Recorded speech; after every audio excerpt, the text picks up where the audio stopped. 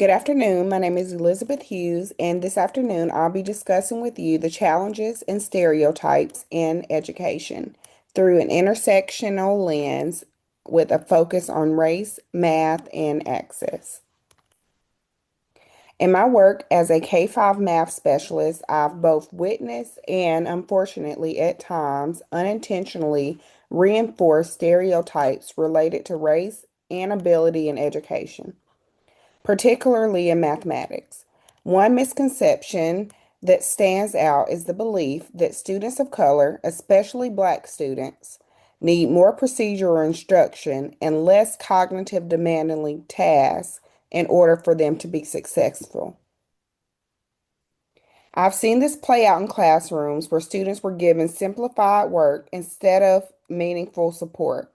For example, in one classroom, a group of students who struggled initially with a task were quickly moved to a lower level assignment. However, when given access to tools like number lines and opportunities to explain their thinking, those same students demonstrated strong reasoning and problem-solving skills.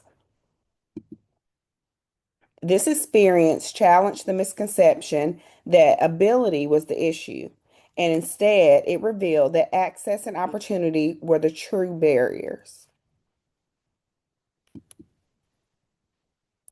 This aligns with the research on intersectionability, which emphasizes that students' experiences are shaped by overlapping identities such as race, socio socioeconomic status, and ability.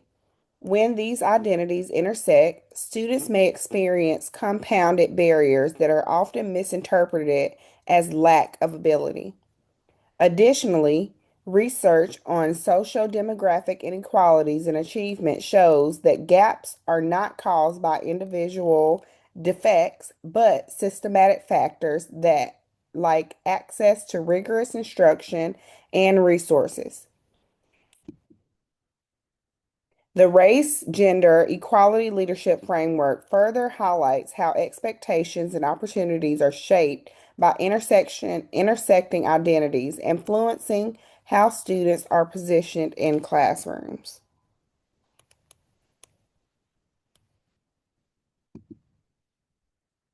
So, education has the power to disrupt these misconceptions through a few easy ways. Curriculum is a great way that we can provide access for all students, providing students access to grade levels in all grade levels to high cognitive demand tasks. Instruction is another way. We can use culturally relevant pedagogy that values students' identities and their experiences. Discourse, creating space for all students to share and to justify their thinking. And lastly, community engagement, partnering with families and communities to better understand student strengths and highlight their weaknesses in a positive light. So, what are some specific steps for educators? To create a more inclusive and just environment, educators can maintain high expectations with appropriate supports, use student thinking as evidence of competence, examine biases in tracking and grouping practices, implement culturally responsive and intersectional teaching practices, and advocate for equitable access to advanced coursework and resources. Research also shows that when schools intentionally build proactive factors such as belonging and identity, students from marginalized groups experience improved outcomes. So, in conclusion, ultimately, the issue is not student ability. It is the systematic access that we provide to students. As educators, we have to have a responsibility to shift from gatekeeping to gate opening, ensuring that all students are positioned as capable learners.